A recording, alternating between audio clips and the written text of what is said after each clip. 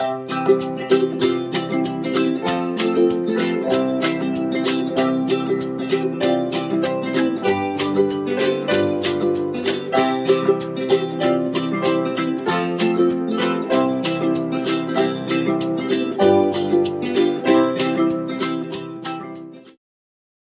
everyone. I'm Diana Falzone, and welcome to Bold Life. We have a great show for you today. I just am decked out with bright and merry wishings for all of you. I've got the holiday nails, the ugly holiday sweater, which I don't think is so ugly, honestly, and a lot of Christmas spirit in my heart.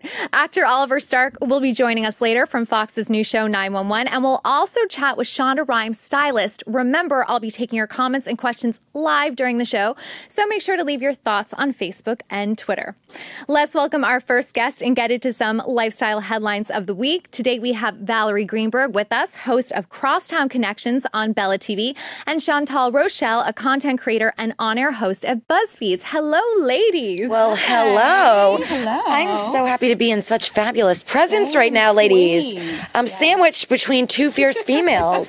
I'm telling you, it's just the vibe. I think everyone's feeling the anticipation of the holidays. And someone out there is like, bah, humbug, Diana, stop it. But I've watched enough Hallmark movies to last me for a year. Me too. I could tell you the plot for every single one. It's the same. It is the same. Just a little reversed. All right, a huge story this week is Cardi B and her estranged husband Offset. They announced they split up last week because of Offset's alleged cheating. Is it really alleged? I mean, did it. But then last weekend, Offset crashed a Cardi performance and went on stage with flowers and cake. Yeah, he brought food, so, to publicly apologize. What did you ladies think when you saw this? So, personally, I actually have mixed feelings about this because, number one, this is Cardi's moment. A relationship is something that should be dealt with behind closed doors, even if you are a public figure, in my personal opinion. However, Cardi B is such a powerful persona.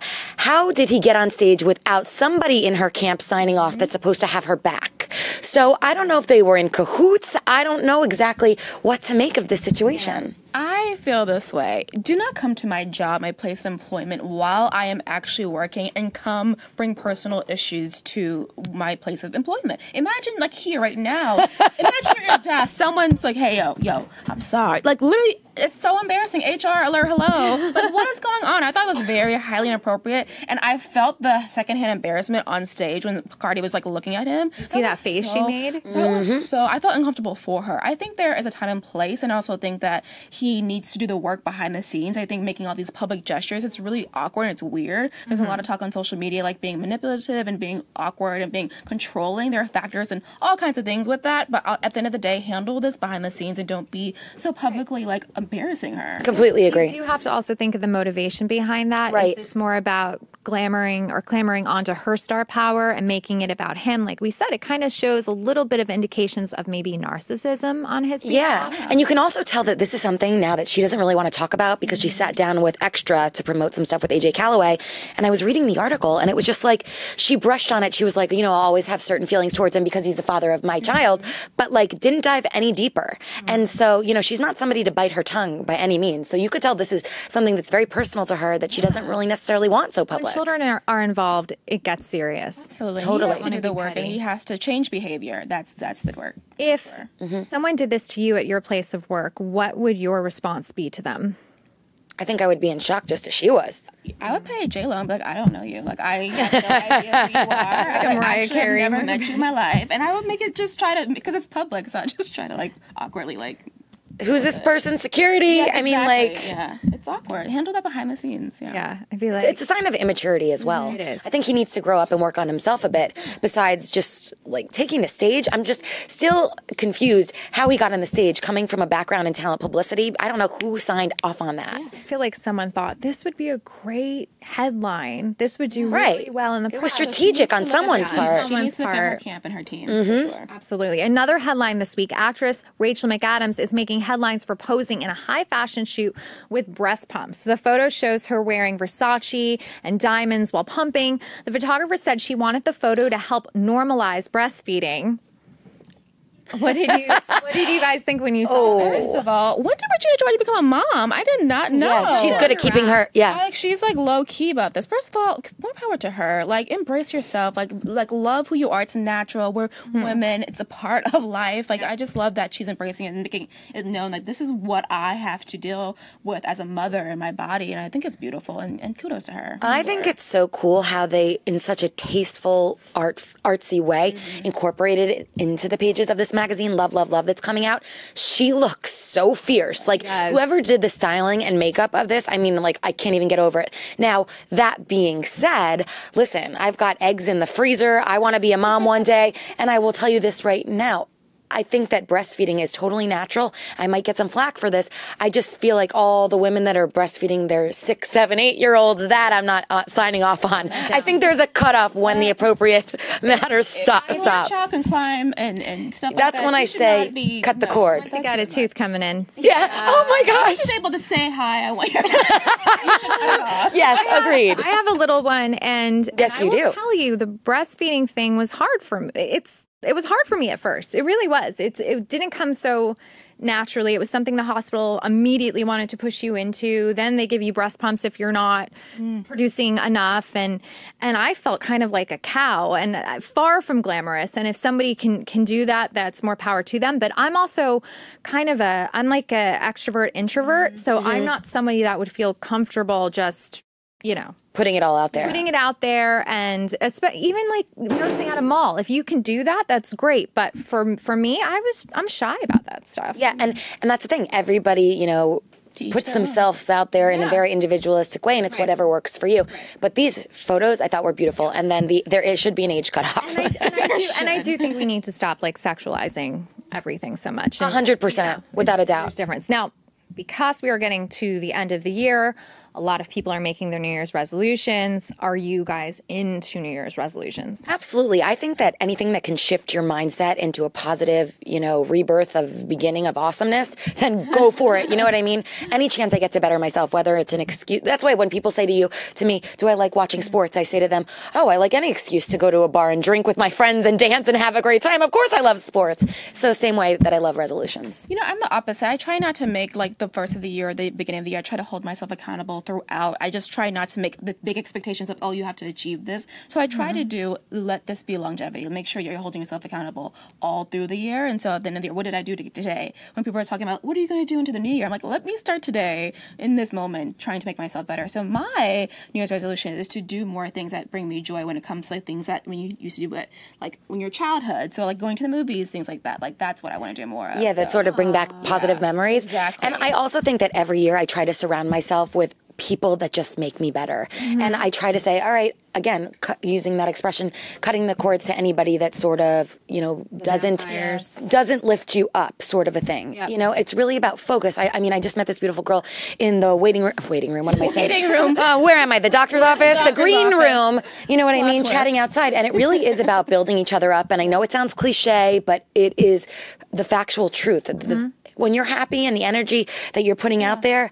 And being kind and being good. Yeah. Like I met her and like being good and being open and being open Right. to meeting and being just genuine to people. It goes a long way. Yep. New Year's resolutions a lot of times are just self-awareness. Exactly. It's nice to reflect. Yeah, and accountability. Yes, and if you have to take a little bit of that time and use it for the 31st of December to do it, that's fine. I feel like for me, I don't really do resolutions just because I feel like I'm always in a state of contemplation. Same. over self. Right, that's my point. But it's just like another chance to really get after it. It is. I'm one of those people that if I feel like I was rude to a stranger accidentally, I'm like, oh my God, like better, Diana. Right. better. Yeah, it's not always a great We all hold ourselves, we're all our worst critics and stuff like that. absolutely. But that's the things that push us forward. So, yeah. Well, you're compassionate, you're empathetic, and you're going to have the best 2019 Yes, ever. girl. Do it. It's such a pleasure having you guys. Oh my gosh, thank you so much for having me. you. Come back Happy New Year, soon. ladies. Yes. Happy New Year.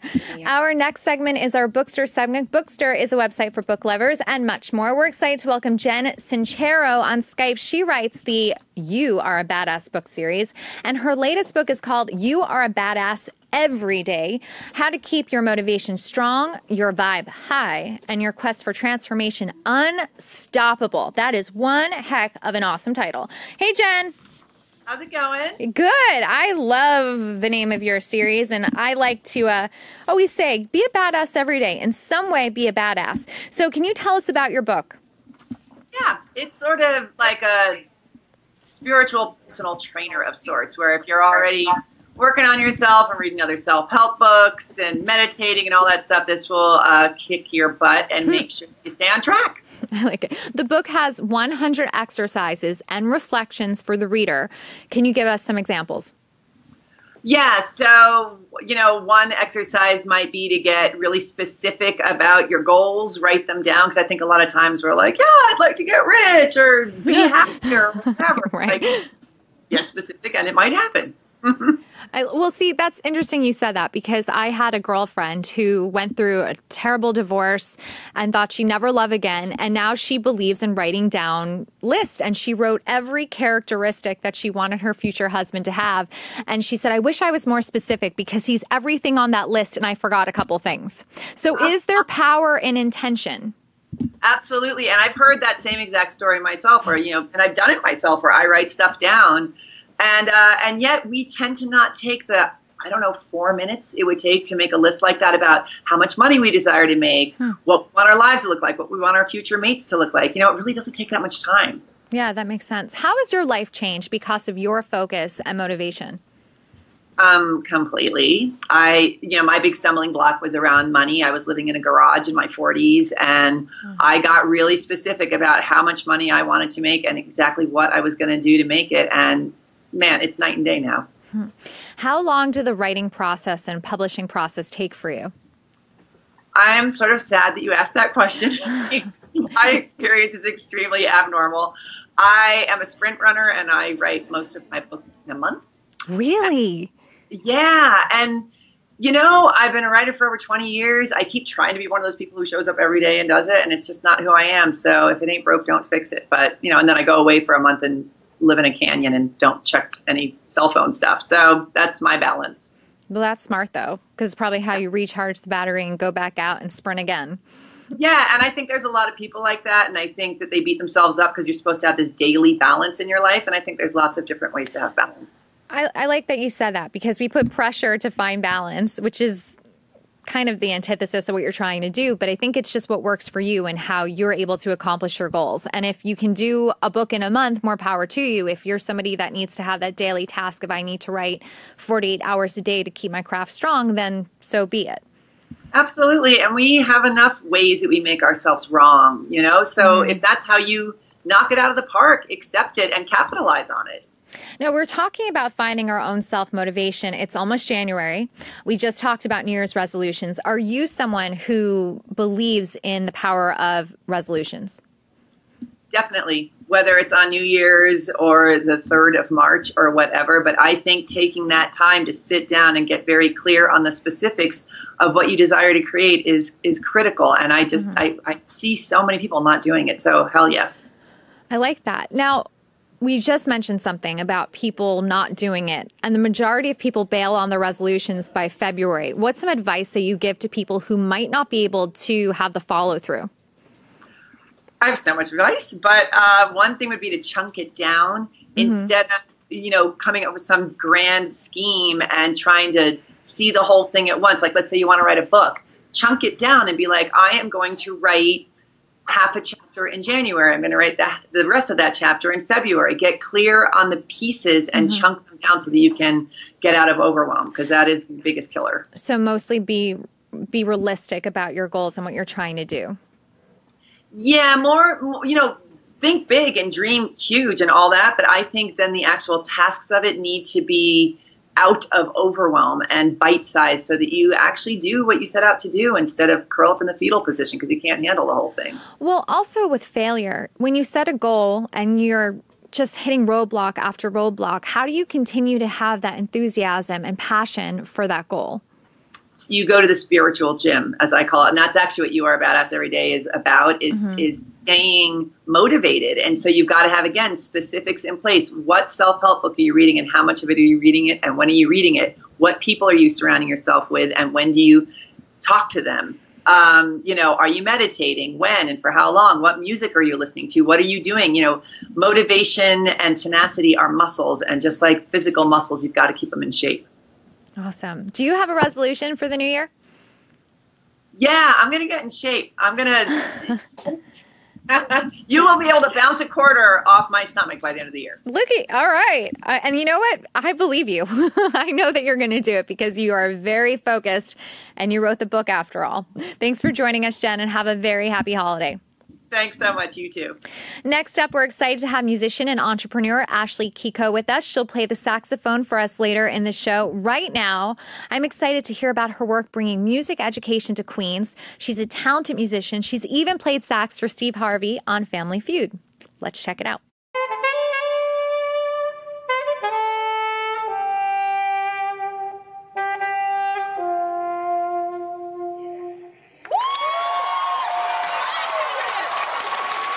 When is Steve Harvey hiring you for his private parties? I don't know. I need to ask him. Are you in touch with Steve Harvey still? No, I haven't been in touch with him. I don't know if that's a part of the Family Feud, policy that he can't, communicate with contestants. But I've definitely been trying, so hopefully soon. Oh, that's awesome. Now, when did you get drawn to play the saxophone? So it was actually when I was in middle school. I actually started on piano, and when I went to middle school, I wanted to be in the band, but piano wasn't a band instrument, so I had to pick something. And my dad was like, play the saxophone, because that's what he played when he was younger. Aww. So that's how it all started. I had a reverse experience. My grandfather, who's passed now, he was a musician, and he played the saxophone. He actually played at Carnegie Hall. Oh, wow. And I was picking out the instrument in elementary school. I think it was like 5th grade. They say, pick whatever you want. They introduce you. And I said, I want to play the saxophone like my grandpa and like Lisa Simpson. Oh. And my grandpa said, that's a boy's instrument, not a girl's instrument. You play the flute. And you know what? I never got really into the flute because I really secretly wanted to play the sax. Oh, wow. Did you ever notice playing the saxophone if it was ever a gendered instrument, or is that changing? I do believe it's changing, but I did experience that throughout my years of playing saxophone. I've always been one of the only girls in the band. For all my life. So I do, see that it is kind of a gendered thing, but it is definitely changing. I see a lot of female saxophonists coming up. So. When people like you are doing it, you're showing young girls that they can do it too. And you have a very big influence teaching children music. Yes. How did you find your way into that? So when I was in high school, I wanted to teach. My mom owns a martial arts studio called Zen Masters. And so we have a ton of kids that do martial arts. And one of the students wanted to learn piano. So my mom was like, oh, my daughter can teach you. And that's how it started. I just had one student. I was teaching them in Zen Masters on a keyboard. And that's just how everything started after that. That's so cool. I love the picture in my head of a martial arts studio. Yes. And a kid playing piano. It's like the best hybrid ever. How has your academy grown since you started? So at Zen Masters, I was teaching for quite a few years, almost 10 years I was teaching there. Wow. And over the course of those 10 years, I gained about 30 students. Oh my gosh. And so I was like, I need to move out and have my own location. And so I opened Keik Studios, which is on Jamaica Avenue in Queens Village. And then after we're celebrating our 1-year anniversary. So after this first year, we've gained about 60 more students. So you're at the max. Do you have other people helping you? Or I was going to say. Yes. Do you have your hands full? Oh, yeah. It's not just me. I have quite a few other instructors that teach different instruments. So we offer piano, singing, drums, guitar, violin, everything. Well, a lot of the arts programs in the school systems are kind of dwindling because of lack of funding. Yes. Were you encouraged growing up to play instruments that you mentioned about your dad? Was that something that was important to your parents, that you would learn how to play piano and really have a musical background? Yes, it was very important to them. They actually used to play music. My mom would always play classical. My dad would always play jazz whenever we were in the car. And so it was very encouraged. And I definitely appreciate their encouragement, because that pushed me to be where I am on today with music. So cool. Now, we are going to hear you play a little bit. Yes. I was lucky because I heard a couple of notes before. So we're going to get to hear a performance. What are you going to perform today? I'm going to play a little bit of Silent Night. Yes. And then I also just wanted to mention we have jam sessions at the Music Academy every fourth Friday of the month. And so we're having one next Friday at 7 p.m. And we like to invite tons of different musicians and poets and singers to come out and join us. Oh, that's so cool. Yeah. That sounds like a fun time. Yes, a lot of fun. Well, thank you for being here and thank you for sharing your gift with us. Oh, thank you so much for having me. Of course. I will go let you go and set up. This is exciting. I love the sax. I think it's such a beautiful instrument. While Ashley sets up, I want to give a shout out to friend of the show, Clay Aiken. He's joining Ruben Studdard on Broadway for a Christmas special, and our Bold TV team went and saw it last weekend. It was great. If you're in New York, make sure to check it out and get tickets on rubenandclay.com. And if you honestly go on social media, Ruben and Clay are everywhere, and people are just singing its praises. All right, so we're going to send the stage over to Miss Ashley. Thank you.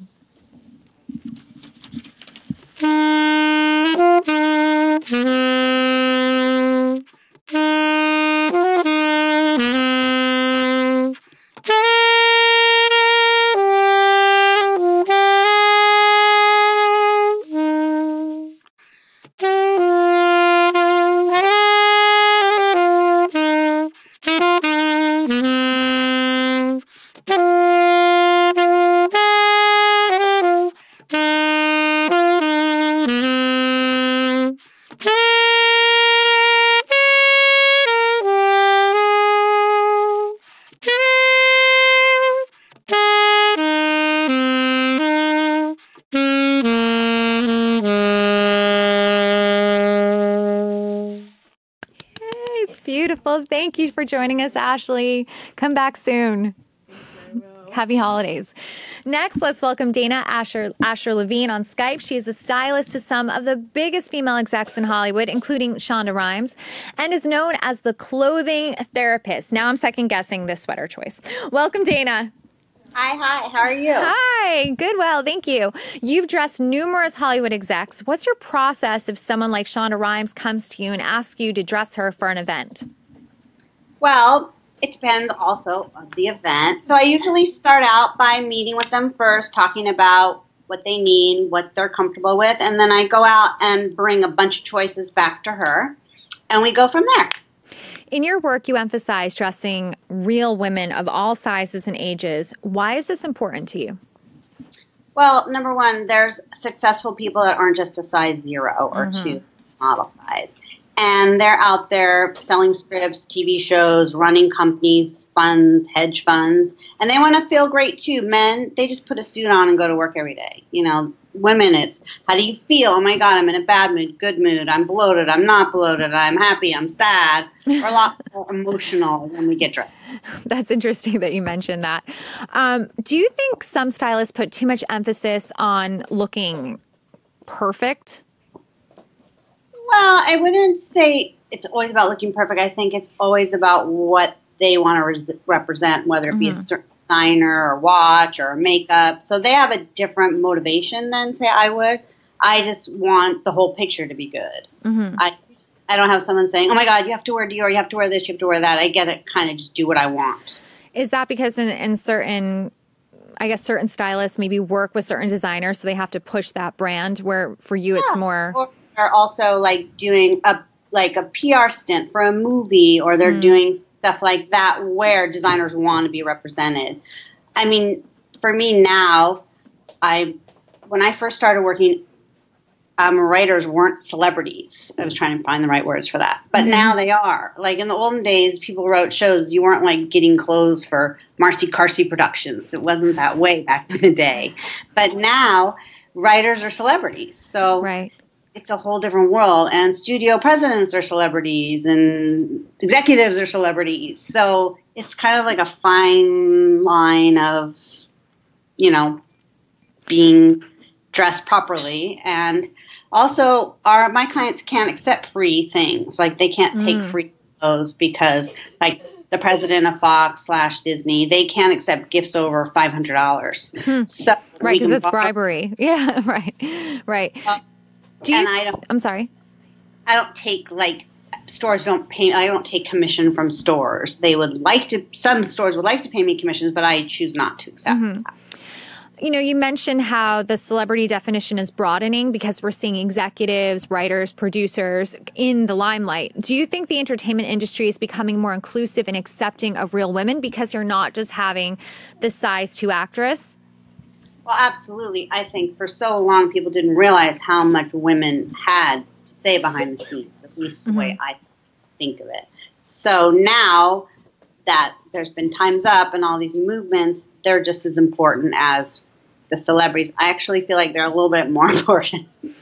Well, yeah, in so many ways because they're behind the scenes and they're pushing what we see in the narrative. How did you first get into the industry? Okay, well, my story was a little weathered. I was grew up in Los Angeles. I had 2 very successful sisters. My one sister owned a retail store called Intuition back in the day, and my sister is Mindy Weiss, the celebrity wedding planner. Oh, yeah. Yeah, so when I was a stay-at-home mom, I had 3 babies. I had a bad marriage, and that ended, and I was in my late 30s, and I had to go back to work. And the only thing I was really good at that point was shopping. And you were able to transition that into a full-time career. It was just the luck of, I was just very fortunate. I met a woman in my Mommy and Me class of my daughter who's now about to turn 21.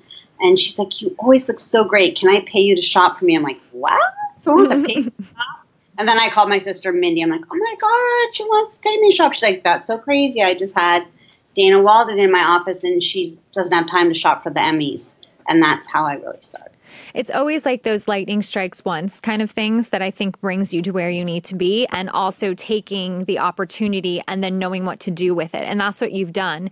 And there's a lot of women that might be in that position where they're coming out of a relationship that went south and they haven't provided for themselves. What advice do you have for those women who are hoping to do what you do? My advice is always to follow your passion. Like, what are you passionate about? My very first thing, what I did before shopping was needlepoint, because I loved needlepoint and people never finish their needlepoint. So they would pay me to finish their needlepoint. And I actually made a business out of that. I know another woman that loved to grow tomatoes, and she got stuck in the same situation to me. And then she went to those public farms, and she started making, doing tomatoes, and now she's the tomato lady. Yeah. So just follow your passion. Take what you really love and what you're good at and go for it. It's so different now. There's so many more opportunities. There's social media. There's so many ways. When I started work, there wasn't even Facebook. I mean, there was nothing. So it's really word of mouth, which is very powerful. But like you said, social media just makes it so much more accessible for people. Yeah, and just follow your passion, whatever it is, even if it's anything, pottery, whatever it is, and you'd be surprised at how many people have the same interests as you do. Yeah, and also your hobby can be monetized. So always think with the entrepreneurial spirit. Yeah, definitely. Finally, what steps do you take when you're putting together your own outfit in the morning? And do you feel pressure because you are now this big deal Hollywood stylist? Well, the sad thing is I always get depressed because I have nowhere to go, and I'm dressing all these people for this glamorous gown and everything. I'm like, I want to go to the party. So yeah, don't put Cinderella in the corner. For me, I have a uniform, so I just wear jeans, a colorful blouse, and a color pair of Gucci loafers every single solitary day. I have Gucci loafers in every color, and that's my uniform. That's your uniform. I would love to wear gowns and do all that, but it's just not my life. Well, maybe down the road. You never know. Yeah. Thank you. That's what I'm hoping for. Thank you so much for joining us, Dana. Thank you so much. For our next segment, we're happy to have Vicky Tiel with us. She is a fashion designer and has worked with some of the greats like Coco Chanel and Elizabeth Taylor. Oh boy, and that's why she was able to write a book. She's going to tell us all about it. The Absolute Woman. It's all about feminine power. It sounds great and intriguing. Welcome, Vicky. Hi, how are you, Jen? Hi. I love the pink on black. That's like one of my favorite color combos. Hi, thank you. You've had an exceptional career. and have worked, like we said, with some of the biggest celebrities to date and icons, really, fashion icons. You design dresses, you sell perfume, you write books. What is it that you don't do? Can you tell us about your story and how you got into the business? Absolutely. First of all, I started working, I tell everybody, at 12 years old. My very first sale was $25 skirts. I was in Chevy Chase. I was a cheerleader in a posh area. And I discovered in 1954 that I could make a circle skirt and put all kinds of things on it. And they were called poodle skirts. And I would sell it. Then I made caftans to go to pajama parties for the cheerleaders that would come to the house. And so at that point, it was $25. So I ended up then going to fashion school. I opened up a business while I was in fashion school making leather clothes, leather skirts, leather vests, leather. I'd strip it like that and put beads in it. Then I ended up going to Paris with my best friend, and I had lots of money because I'd been selling leather all the time in the village, and we wore mini skirts. So we were discovered at 20 in Paris. We had all the newspapers write about us, creating the mini skirt, and we got to do the costumes of a movie, and then we met Elizabeth Taylor, and we opened a shop with her, and I was 21. So when Elizabeth Taylor, I guess you discovered each other. Yes. When did she say, I want to work with you. I want to do a store with you? When she saw me. She wanted to look like you. She was wearing a skirt down to her knees, and she was wearing a fitted suit, jacket, pretty little blouse, and a skirt to her knees, and I was wearing a mini skirt that was see-through, mini dress, thing, and which was like very provocative. It was brand new. It was the 60s. In the 60s, you're a young lady, but in the 1960s, our moms were a certain way, and me and my partner Mia, the two of us created a brand new style of clothing, not fitted, not going to the knee, soft, easy. We were the leather was the beginning of the hippie movement, and so we were hippies, but we were called rich hippies. We weren't, hippies that were wearing ugly things. And we created a brand new fashion for young women to feel free and open. And it was a change of time in politics, too. 1964 was the beginning of racial equality, of everybody accepting, the first people accepting gender equality, and it was the beginning of the woman's liberation. We've had the birth control pill in 1964, and it was the beginning of women being free. And also the hemline, which you would think is kind of a passé thing now, was part of that liberation. It was like, look at me. Yeah. I'm a woman and I'm strong. Now, some of the women that were doing that movement, I was on television and radio with them a lot. These were women who were intellectuals. They were dressed like boys. They had jackets on. They had shirts up to here. They thought the first feminists had to be looking like a boy. And I was dressed wild and fun and long hair, the same kind of, bangs and long hair and lots of jewels. And they were very, very cruel to me. But it didn't matter. I owned my own business. Right. And I have to say that my entire life, I've never been employed. You've always been the one that has been the owner of the business. No husband, no bank, nothing. Only me employing myself. Well, it's interesting that you mentioned how there was this belief early on in feminism that you had to almost emulate a very masculine look to be treated with the same respect, where you were going against the grain there. And you say in your book about it's all about the feminine power. Can you kind of explain that a little bit more? Women ruled planet Earth from 35,000 BC on. Only at 2000 BC did religion come in between, and a woman gave up the power. When you had the caveman and women, 30,000 BC, and we were in caves, women used men to hunt and bring food back for the family. If he came Do their back, bidding. if he came back, great. If he didn't come back, get another one. It was women ruled Earth first. Right. That's very interesting. Going back to the fashion industry and you working with some of the biggest names in Hollywood, what are some of the craziest stories that you can share with us? You've got to read my books. My first book, it's all about the dress, has a lot of the stories. But Elizabeth was quite unusual in the fact that she was soft, lovely, wonderful, helping, and taught me, which I write about in the book, life's not about me, it's about helping other people. one of the most amazing stories is the fact that I loved Coco Chanel, and I wrote about her in college, and Elizabeth organized for me to meet Coco Chanel. She arranged a dinner, and Karl Lagerfeld, who does Chanel today, never met Coco. But Elizabeth brought me together with Coco for a dinner. I wore a wild outfit. And Coco turned to us and grabbed our hand and sort of passed an energy back and forth. And this was the year before she died. She was 87, and she said, make perfume. A movie star isn't forever. Fashion isn't forever. I want you two to promise to make a perfume. She was interested in helping us. It wasn't me. I'm Coco. It was helping us. The perfume that Elizabeth made is the largest selling perfume on the planet. $100 million goes to AIDS in Africa. Coco gave the energy out to help us, and the energy came back and made Coco. We're talking about Coco today. She's unbelievable. She's very so life is about helping other people. Oh, it is. I think you have to pay it forward. Otherwise, what's your legacy? So Elizabeth liked to help other people, and she disliked the fact of people being stuck up. And if you talk about interesting, there were always people in the movies that were acting like they were super important and superstars, and she called them B actresses. Well, I always say, like, the smaller the star, the bigger the attitude. From my experience, of what I've encountered, it's been a pleasure to meet you. Lovely and thank to you meet for you. everything that you've done for women. Well, it's my pleasure, and I hope that everybody gets the life lessons I have in the book. And one last thing, I write about life part 2. I have a life part 2 job writing books. Everybody, as your friend, the woman before, had talked about. It's a wonderful thing to find what you love and what you believe in and start that at 50 to 60 because we'll live to be 80, and that's a life part 2 job. Yes, I love that. I love the part 2 because we're just not a one-trick pony in life. We can evolve and grow and do different things. Do what we love and what we believe in. Yes, and sometimes it takes a little longer to find that passion and know what you love.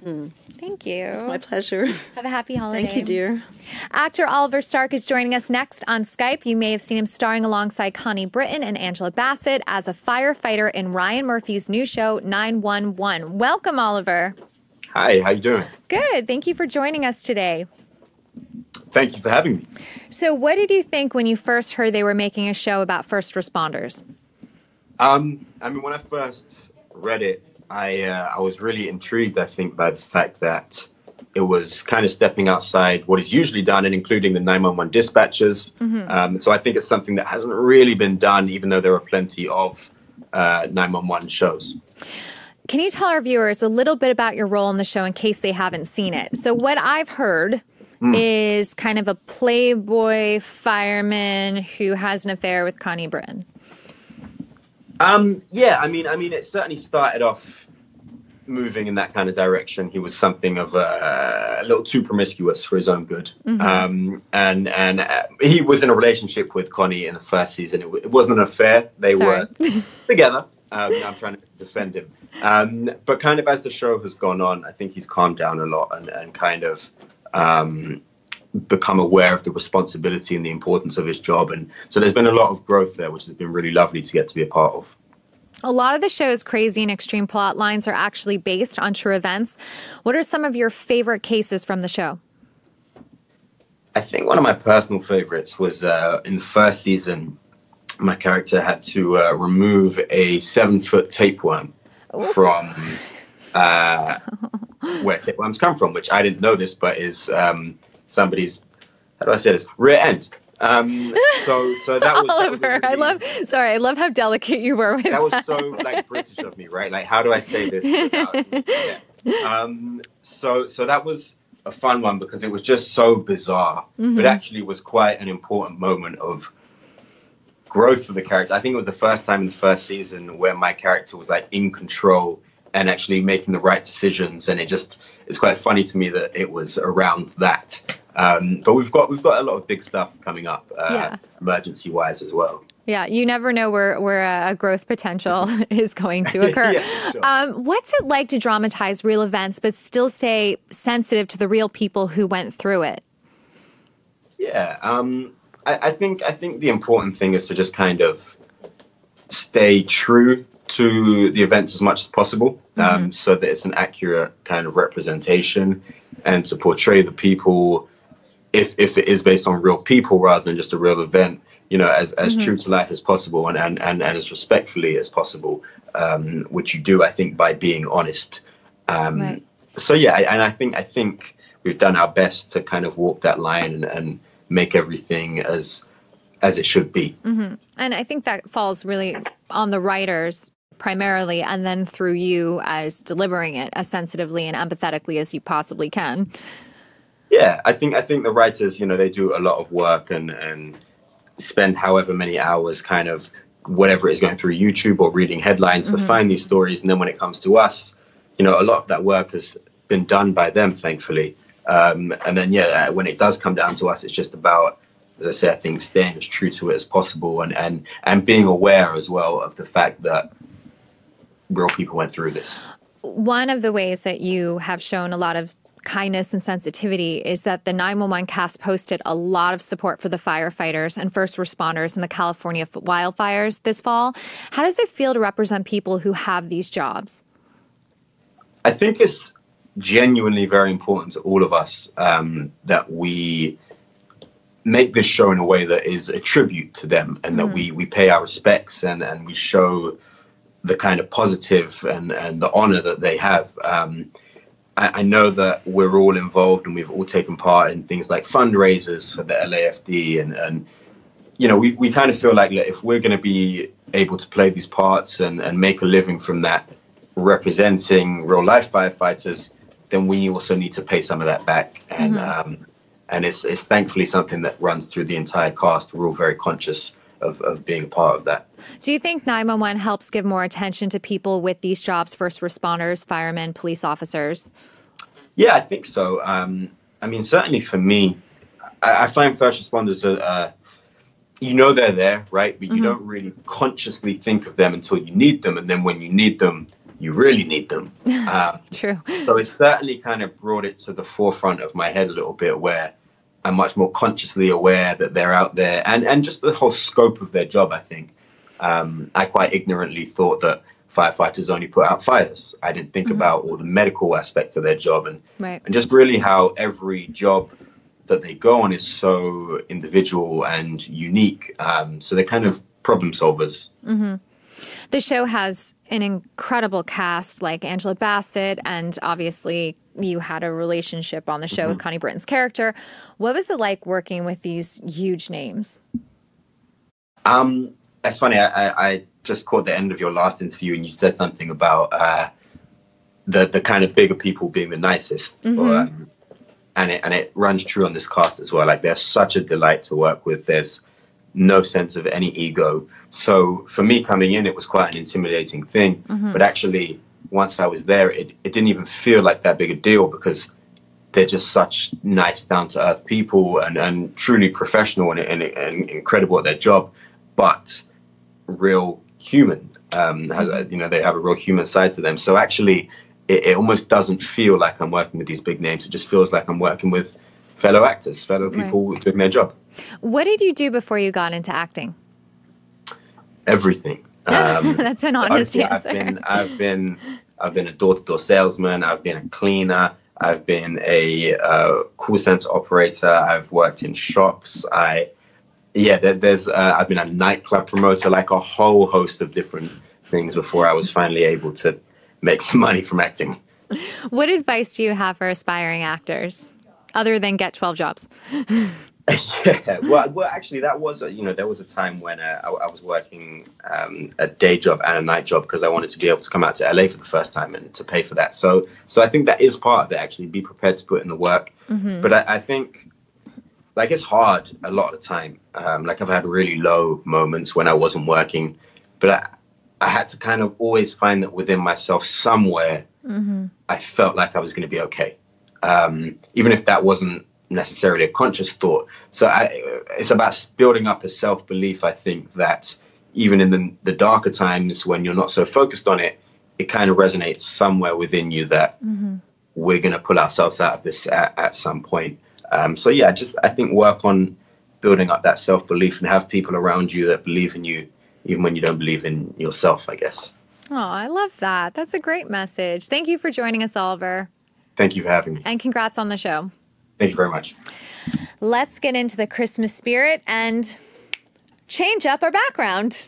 Guys. Yay, the magic of green screen and Christmas. For our next segment, we're covering the best Christmas movies of all time. Of course, we want to hear your favorites too, so leave them in the comments. Joining me today for this important and necessary conversation is Rachel Simon for Bustle, Matthew Jussim from Men's Journal, and Janice Williams from Newsweek. Hello. Thanks for having us. Taking time out of your busy schedule to debate the important issues.